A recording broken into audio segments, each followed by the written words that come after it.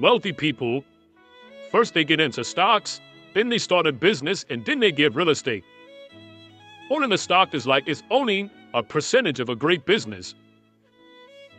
The people who aren't wealthy is because they don't own nothing. You only have your money sitting in cash. If your money is just sitting in cash, realistically, you're becoming poor every day. The key to wealth is through ownership.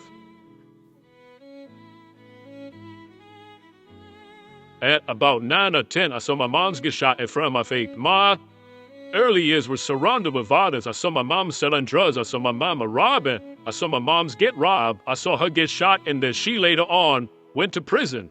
Right? So I saw that early. At 14, my mom was in prison, and I lost my grandmother, which was who I was living with at the time. 14, I'm homeless. I'm just on survival mode. Like the world, I just want to get to the next day. I want to make as much money as I can selling crack. So at 16, I go to prison for attempted murder on a robbery. But in prison, I had a fight with two of my homies. In prison, we fight for like 4 hours. Chase, back to back. I'm just fighting one after another one. Like, we just fighting. And I go to solitary confinement. And at this time, Orleans Parish Prison is considered like one of the worst parish prisons in the United States of America, right? And I go to the cell, and I meet this white guy. That was the turning point of my life. He was like, man, listen, man. There's a game that's being played. And you're playing a game that you can't win. For a minute, I just started thinking about the people who I knew that was in the streets. Everybody lost. Everybody suffered the same fate. He has on a red and white band at the time. The red and white band means you're in federal custody. Yeah. His first few things was he said, listen, man, wealthy people do 3 things, man. They start trading time for money. They make their money work for them. And they give as much value to people as they can. And we got a little deep into that. He said, the reason why you give people so much value is because if you give them so much value, they'll never leave and they'll always definitely, and you will never need for anything as long as you give value to people. And so I learned that as I got older, that part really didn't make sense to me at the time, but the money working for you part, and I'm like, what the, how do you make your money work for you? And again, all I know is how to go get money. That's all I know. So later on in that, he says, wealthy people do 3 things. So this made me in a cell for about 45 days. Every conversation with him about money and transition was always wealthy people do. So he says, wealthy people, first they get into stocks, then they start a business, and then they get real estate. So when people ask you, how do I get into stocks? It's because I follow that rule. And so I just, my rest of my time in prison, I wanted to be that. I wanted to be a part of that wealthy conversation. And so what happened to me was it started reminding me of being in the streets. Everything about it. And I heard this term one time that said, the real gangsters are on Wall Street. The real gangsters are in the government. And I was like, damn. The reason why people think wealthy people or people with money are sinister is because that's what you kind of taught in the hood. It's like you kind of taught like the people who really have money, like they did some wicked to get it. They did some backstabbing, get it. And you'll never get that, right? And so that same mentality now happens on a lower level, right? The hustling, the dope dinner. So now you think like, yo, I gotta just do sinners to get money. And then the people who are successful in the drug game, they're looking at the people at the top like, damn, I want to be that. But the people at the bottom will never get a taste of that. And so now we just kind of living off ambition. And so now the people who are in the middle who work in, they're like, all them people with money, they all crooks. They all, because being at the bottom teaches you to envy people at the top, right? It just happens. It's something that brews down there, right? It's kind of like you cook. I don't know if you had gumbo before, right? But it's kind of when you cook, right, the base goes to the bottom. And so most people live in that bottom, never knowing how they'll get up there, right? I remember, so when I was working in the inner cities, I remember having this moment where I was like, wait a second, this is not an intelligence problem. Intelligence is evenly distributed. Like, I remember saying to my wife, the next thing Elon Musk is going to be found somewhere in Compton. The problem is he doesn't believe in himself, and so he's not going to do anything. And so I became obsessed with this idea that generational poverty is not about money, it's about mindset. Now, it will manifest as manuho, but it is that. So I remember I had one kid come to me, and I was the first person that told him, you can be successful. Like, why do you not think you can be successful? It didn't even make sense to me. And he was like, well, my mom always told me that the world didn't want to see people that look like me succeed. I was like, I'm sorry, what? I'm like, even if your mom had good intentions, that is the worst advice ever, because if you think you can't be successful, that will govern the way that you move. Right, so Kobe Bryant, people that have listened to me for a while have heard this quote 1,000 times, but boos don't block downs. The world can hate you all they want. But if you're good enough, think about this. The best basketball players in the world were paid millions of dollars to stop Kobe Bryant from scoring and scored 81 points in a single game. 81 points when you've got 5 people paid millions of dollars and actively trying to stop them, and they can't because you've gotten that good. That to me is the game of money, and people can not want you to succeed all they want, but if you out-invest them, they can't stop you. So if people are not encouraging you to read, we're not going to read. What happens is now, no one now believes that it's possible. Once you keep passing that down, you start accepting the lower level. And then there's a few of us, or a few people who say, nah, I'm out there, like, I'm about to go for it. And then whatever happens, I'm with it. You feel me? So for me, again, one of the greatest things that happened to me was my mother telling me, like, the world is wrong, and you gotta get how you live. But I also saw my grandmother be a legal entrepreneur. So I saw it from both worlds. So while I'm in prison, I pick up a habit of reading. That was the game changer for me. On the streets, I never had the opportunity to just sit down and read because I'm always trying to survive. In prison, there was no longer a survivor mode there. I started hustling in prison, so I was working in the laundry. And so your clothes don't really get clean, so I found a hustle like, yo, I'll wash your clothes when we do it, but it's $5 or $25 a month. So that gave me a whole another set of money, and then I started being like a numbers dude. How Vegas have the numbers, the betting, I became a numbers guy. So I used to get up in the morning and watch CNBC. So my people in prison, they love to watch the other wrestler. And so I would have to get up before them to watch like Squad Box and Jim Cramer. I'd be like, damn, people get all this money and they not risking their life. Some gotta change for me. Some gotta change. And so I just started listening to them every day, and I started comparing it to the streets. A good business is just like a good hustler. A good business has great product. They have great clientele. A great hustler has a great product. He has consistent clientele. A good business on the stock market has what's called a moat, a competitive edge that keeps his competitors away. A good hustler on the street is going to have that competitive edge where they be like, nah, yo, I ain't rocking with you. I'm going to just wait to trap, come back. Right? So there's the competitive edge. A good business has a good branding moat. Me, my name is good. Right? So a good hustler on the street, yo, Trap got that blue magic. I'm good on you. Like if I can't get Trap, I'm going to just go Trap. But Trap got that blue magic. That's what I'm rocking with. Branding mode, right? That's it. A great business on the stock market has more assets, more liquidity than debt. A good hustler on the street is, if you don't learn how to fund your business, if you're operating where all you have is re-up money, you're not going to last long. So those components reminded me the same on the stock market, in the world of a company's paying terrorists. That's equivalent to a dude on the street going pay draft to go hustle in somebody's hood. You can't hustle over here unless you pay me draft. It's the same as a terrorist. It's the same thing. Yeah. So once I broke the game down to a way that I can understand it, it wasn't about me just being brilliant. It was like, yo, how do I make the game winnable for me? Like once you start understanding the fundamentals, you give yourself power because you now understand, like you said, you see how the machine works, right? And so most people look at a machine and marvel and say either, like most people look at the stock market, 98% of the people who I know look at the stock market and say, yo, that's not a game I can play. I'm staying away from.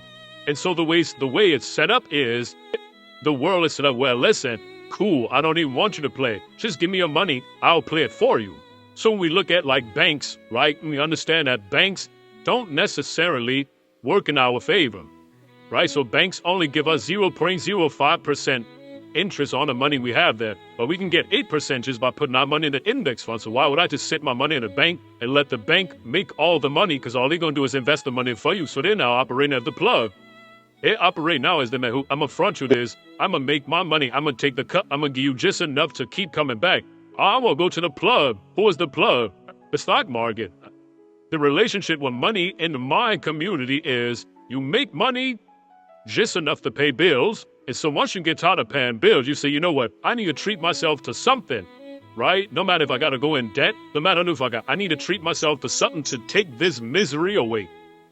So you treat yourself to something that you can't afford at the time, right? But it makes you feel good in the moment. And so because it makes you feel good, you say, you know what? I'm living. This is a reprieve from everyday struggle. But that's the mindset comes in and say, everybody around me had the same problem. No one represented the solution. So if I don't change something, I'm only going to end up like everybody else I know.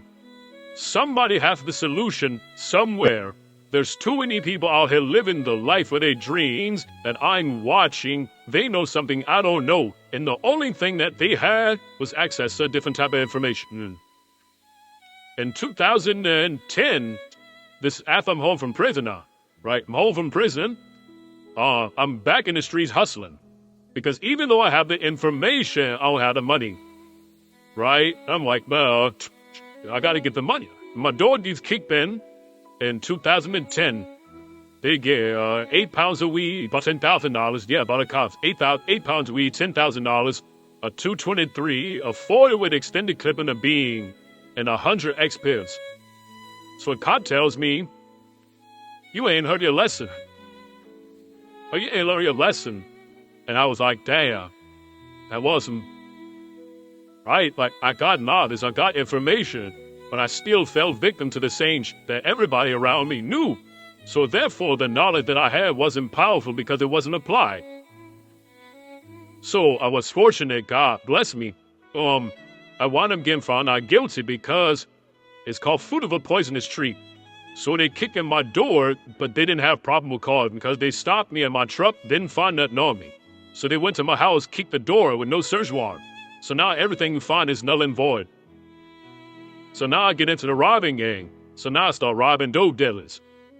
And I got in a situation where I was good at it. Me and my partner, God bless his soul. And then one day I almost got killed. And I went to my partner and I say, bro, I'm out. I guess a done deal. But when they kicked my door in, something happened. So they took my truck. They took my money, but they didn't mess with my stock account. I said, oh, okay. Start working as an iron worker, building stadiums, building power plants. It's crazy because I was making good money, $2,000 a week. That's good money to some like, yo, $2,000 a week, yo, that's it. $2,000, $2,500, like it was amazing. I started saving and invested 70% of my money. I was living bare minimum. I was like, if I'm a change, I gotta make like the hard choices.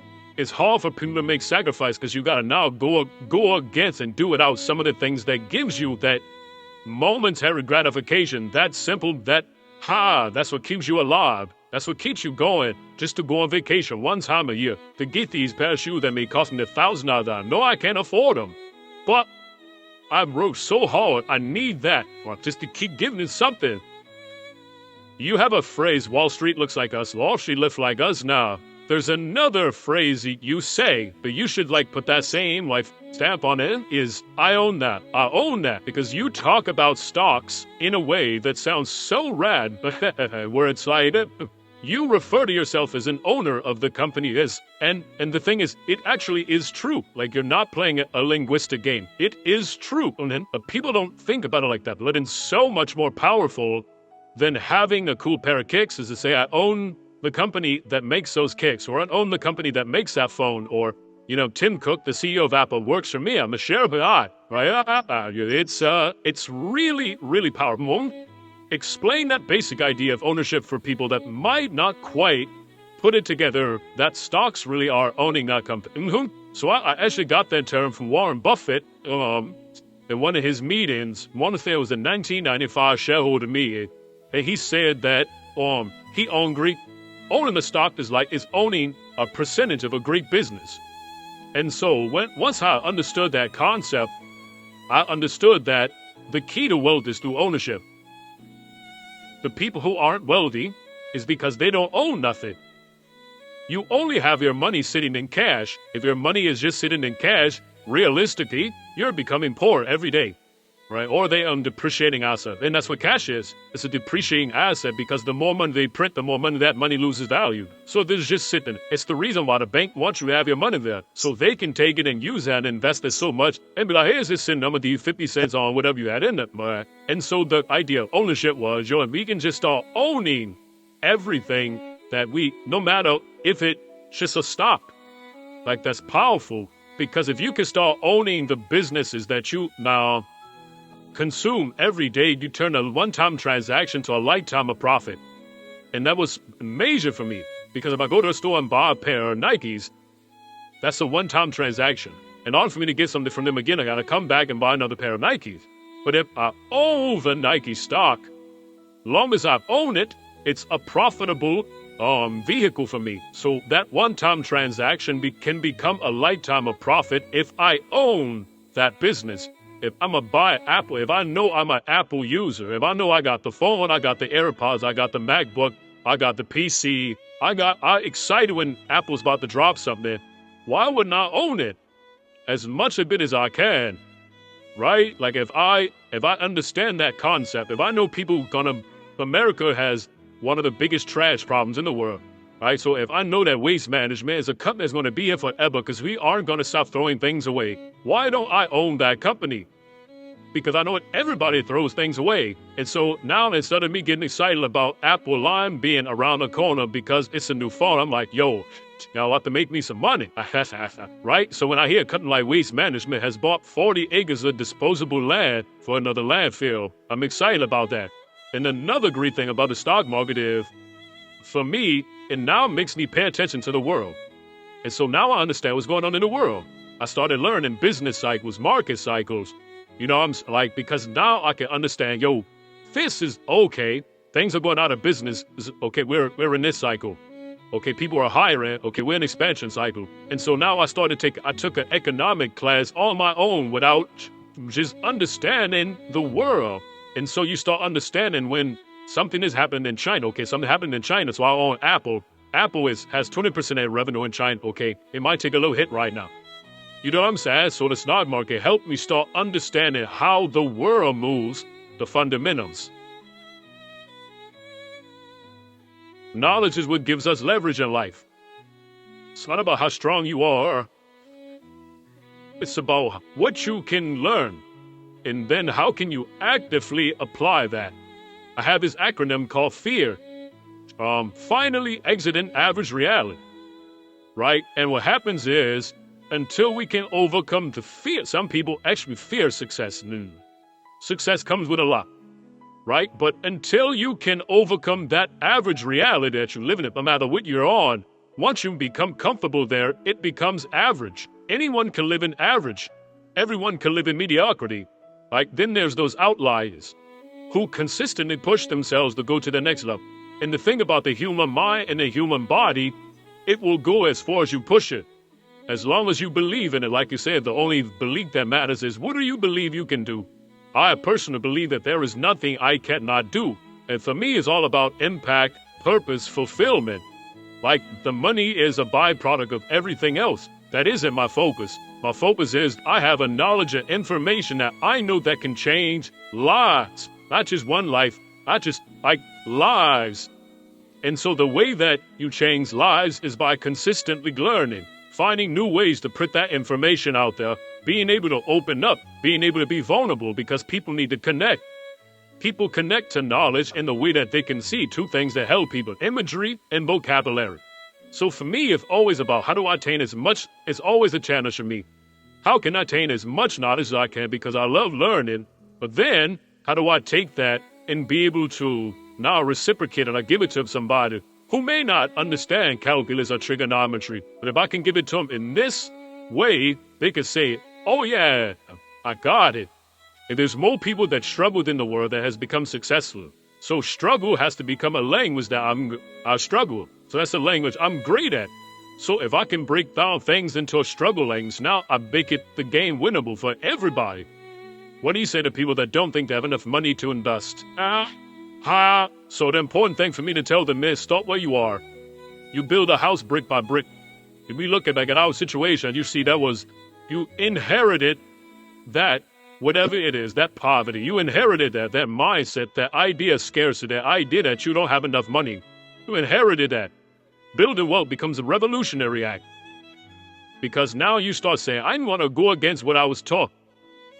Right? And so I say it by starting with $25. If you can do $25 a month, that's cool. If you can do $25 a week, that's cool. But what happens is, once you start understanding the power of how your money works, you start saying, yo, I don't need to do that because that's taken away from this. That $25 will now become $50. Guaranteed. That 50 will now become 100 because you're going to start doing more with less. Investing in your first style. It don't have to be a winner. It doesn't have to be a home run. It can be an AT&T stock that costs $26 right now. It may not be the best investment in the world, but you started. Right? And the great thing about anything is you can't be great and you never go to practice. You can't hit 81 and you never get in the gym. Yeah. So just get in the gym. And then find somebody who can teach you. Be dedicated to understand the process. We have to understand the power and learning and being educated, man.